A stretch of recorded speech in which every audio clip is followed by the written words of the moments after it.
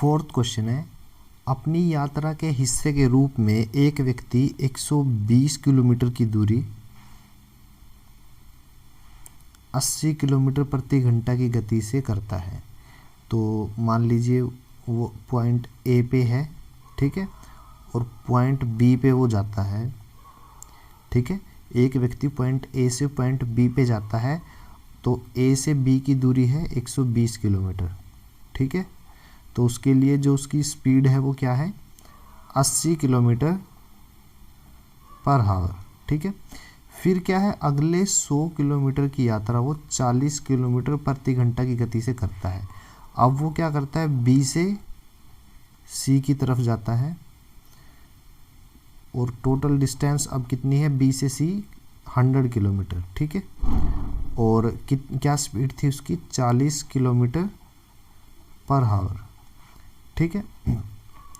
उसके बाद क्या है,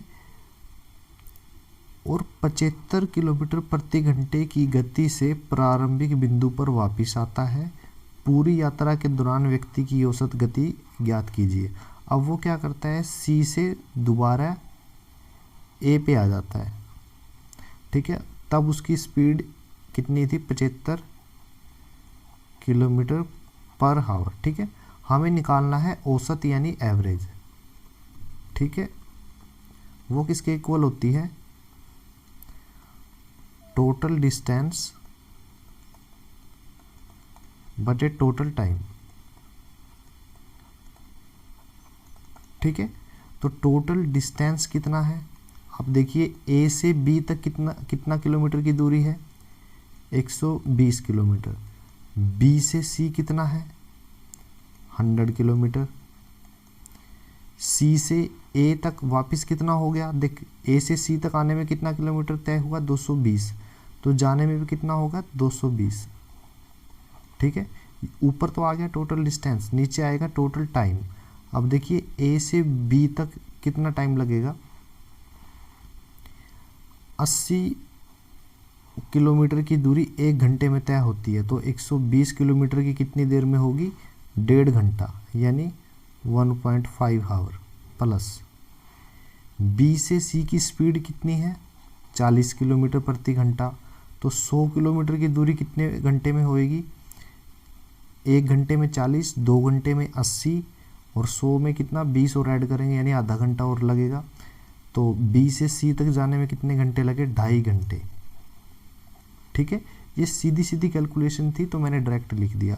अब थोड़ा सा अलग है, सी से ए तक जाने में कितना समय लगेगा, समय कैसे निकालेंगे, डिस्टेंस कितनी है, 220 बटे स्पीड 75, ठीक है ना।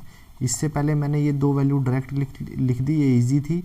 इस पे थोड़ा कैलकुलेशन करना पड़ेगा, तो काट लीजिए, कितने 5 पे कैंसिल हो जाएगा, 5 चौके 20, 5 चौके 20, 15 पंजे 75, ठीक है। तो इसको मैं दोबारा से लिख रहा हूँ, ऊपर क्या है 120 और 100 220, 220 और 220 440। नीचे क्या है 1.5 और 2.5 कितना होता है 4, प्लस 44 बटे 15। डिनोमिनेटर वाली टर्म का एलसीएम लूँगा मैं, तो मेरे पास क्या आएगा 15 एलसीएम आ गया, 60 प्लस 44, ठीक है। तो ये मेरे पास वैल्यू आ गई 440, 15 ऊपर चला जाएगा, ठीक है।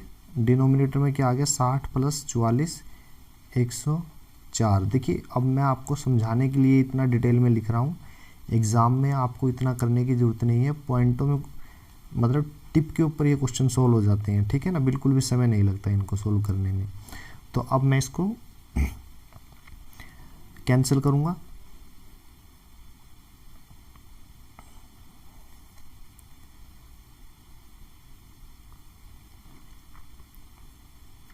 देखिए किस पे कटता है, 2 पे काट देता हूँ मैं इसको, 220 52, 4 पे कट जाएगा 13,